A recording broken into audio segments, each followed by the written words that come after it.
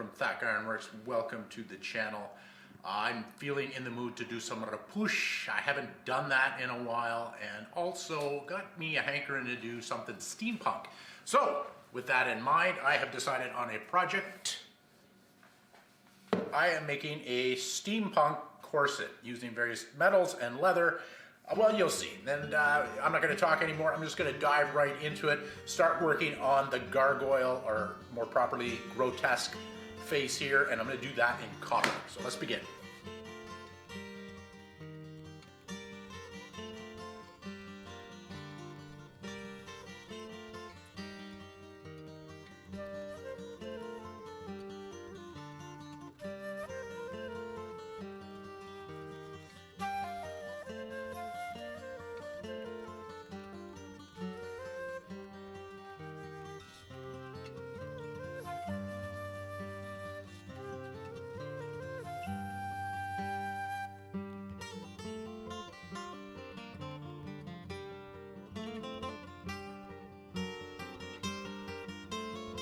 All right, I have finished pass number 1 here, and things are beginning to harden.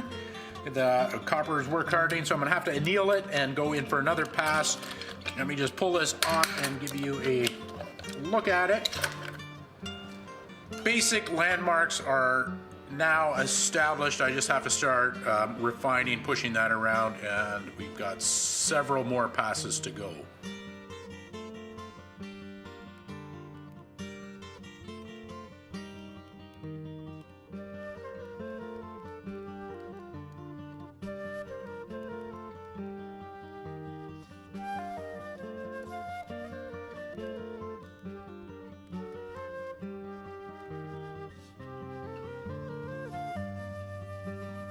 We are deep into the process now, making this steampunk corset.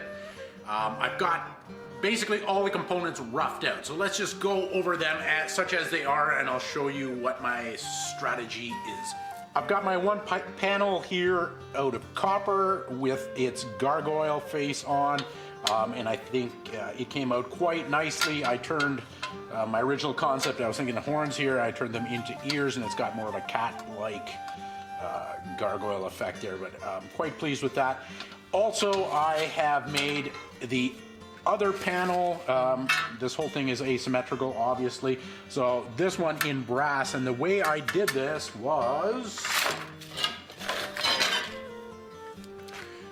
just took some rings, tacked them to a piece of steel, and then laid my piece of brass over that, clamped it on, hammered it into shape. You might see something like that on one of my previous videos, like the tarogees of my Greek hoplite series. Would be an instance where I use that strategy, where I'm basically building a form and forming it around. So, got it roughed out to this point. So those are my 2 metal panels. This is the pattern that I made, which will fit something like that. And then from there, I was able to, so I made this, drew out what my various leather panels are going to be, and then I did some cutting, and then that led to this, which became the pieces. And then we will move over to the actual leather. I transposed that onto leather, cut them out, and now we have this. So that piece will be going onto there. This piece will be going onto there. Grommets across there, and basically, essentially this will be 2 pieces that will lace together with grommets. That's the whole idea there. Pieces are roughed out. Now what I need to do is cut out and roll the edge under the boob, make that safe for tender flesh, and also then I'll be able to fit it onto my mannequin, see where everything is landing, and then we can figure out where the sides are going to get trimmed. So let's start rolling the edge.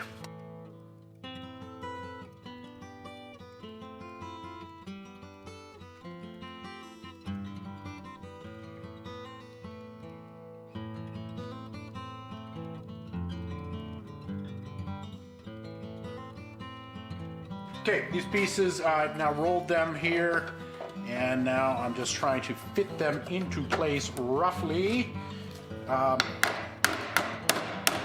Don't try this on a human body.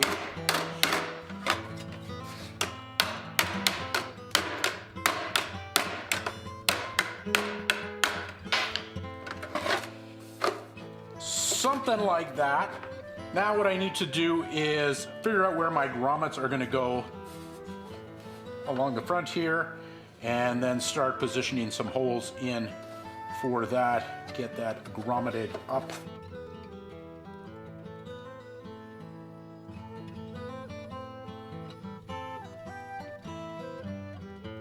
Okay, so metal pieces are outlined, fitted, everything is sitting on there more or less where it needs to go. Looks good. I'm pleased. That will probably stretch out there, but for the time being that is fine.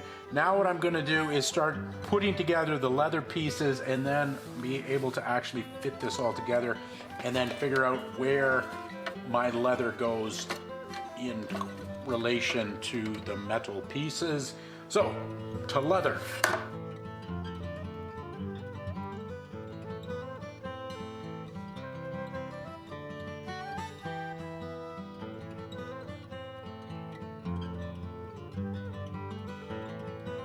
Okay, so I got my pieces of leather bolted together here using my studs. These are studs that I purchased several years ago.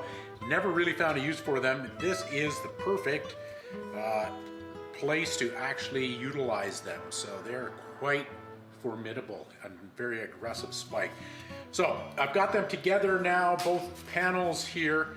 Now what I want to do is lace it together and then bring it right around and then just see where we end up. I have to then position my metal pieces onto the leather. I'm not sure how the orientation is going to exactly work out. So let's see what happens.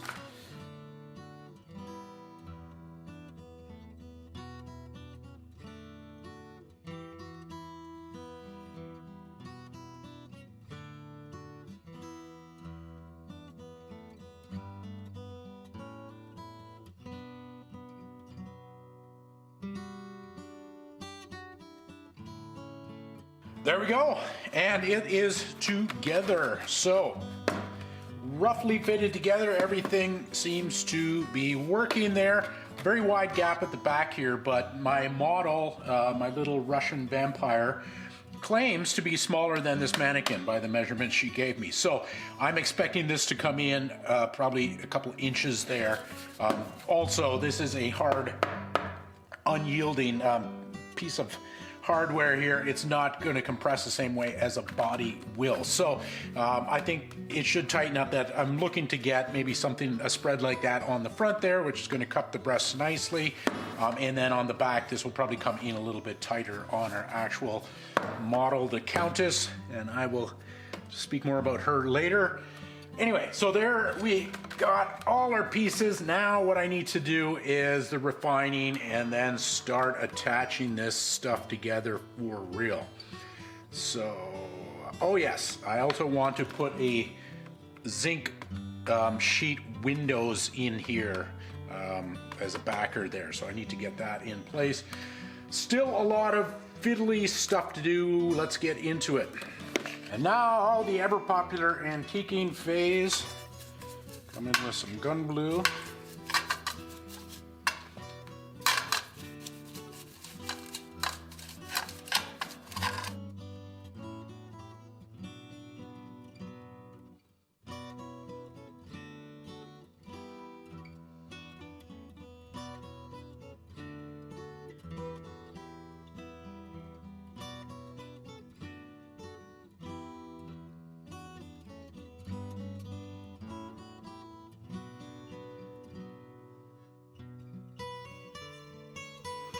All right, so I've taken my leather pieces here that are already together and I soak them in water because after I get this thing fully assembled, I'm going to put it onto the mannequin and stretch it into place and kind of conform it and let the leather kind of conform into place. But I'm going to dye it while wet.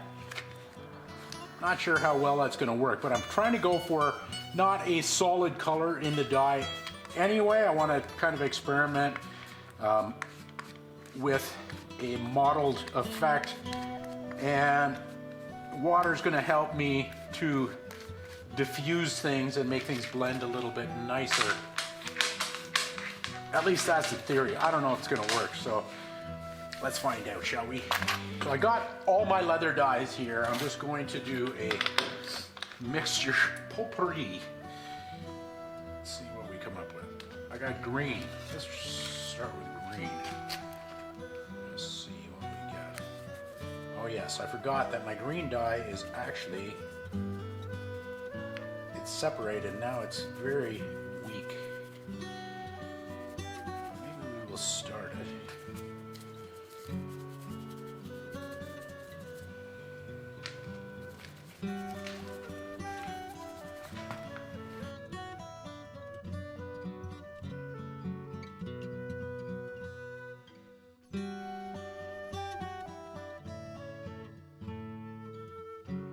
All right, so layer one is a green wash because this is not a full strength dye. Now I'm just wondering, where do I go from there?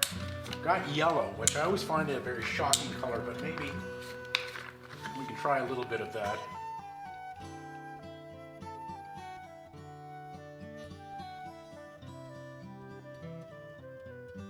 Okay, so I've just stippled in some yellow. I'm gonna go with the medium brown.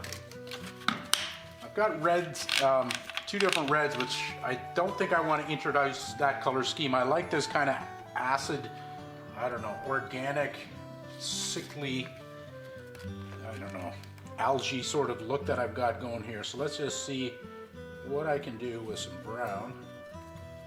Now I'm just stippling in.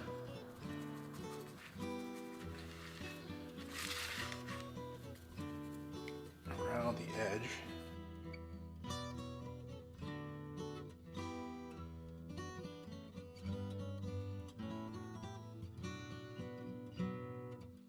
Okay, that's a brown. It has a very lizardy looking effect, I'm thinking.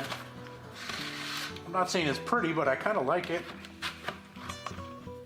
Now I'm just going to get the black. I think what I need to do is get a very fine brush. Now I just want to define the shadow.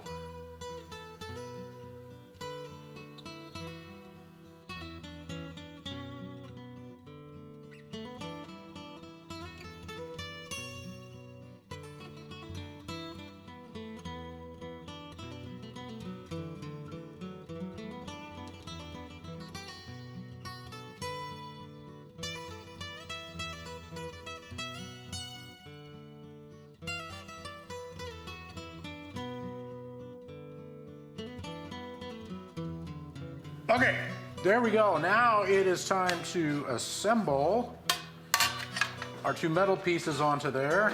Okay, we got our leather dyed up now, and now I'm gonna assemble the metal pieces on. And yeah, here we go. Copper rivets.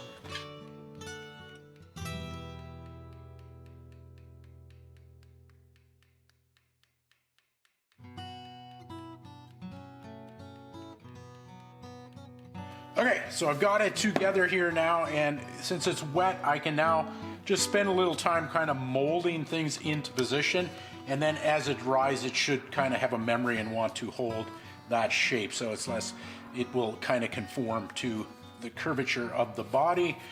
So I'll let that dry overnight, and then I'm curious to see what, as this dries, how the effect of the dyes is going to come out. I expect that I'm going to do some toning with that, probably with, I've got my different shoe polishes and stuff, like black shoe polish. I can use that to diffuse and tone all this and make it blend in a little nicer. But I'm quite happy with the effect, actually. I think it works well with the copper and brass, and with the steampunk theme. I think I like what is happening. So let's see how this sets up or dries up, and then I will do the fine tuning, some polishing on here, waxing all this up. So it's all just finishing strokes now, folks. I'll see you soon. A few days have elapsed, and I have let my leather dry, and it now holds its shape nicely, as you can see. So that was great. And then I was able to go in with some stove black and some wax and kind of diffuse the finish on there. And I'm really quite happy with the way that came out. Kind of got a camo sort of look to it. And then I just put some felt on the inside, glued that in just for a liner and make it a little bit more friendly for the tender skin on the inside there. So that is it. The two pieces are done. I've got my laces here that lace the whole thing together, and there it is. It just fits on like that. I think it's going to fit onto the Countess much better than me. She is much tinier and has a nice wasp waist, nice hourglass figure. Me, not so much. So anyway, there we have it. I'm going to package that up and send that to Russia. And before this video airs, I'm hoping that we've got it on her and we will get some really cool thumbnails. So that's it for the corset. I really enjoyed this one. I enjoyed doing steampunk. Haven't done that for a long time. And that's something I like to delve into from time to time. Most of the steampunk I see, I'm not a huge fan of. I've got very specific taste when it comes to that. This is kind of where it falls for me. And yeah, that's it. The pants and the boots and stuff like that, we were just filming another video for Instagram. You got to check that out. It'll have long aired by the time you see this. So that's why I'm dressed the way I am. That's it for now. That is all back out. See ya!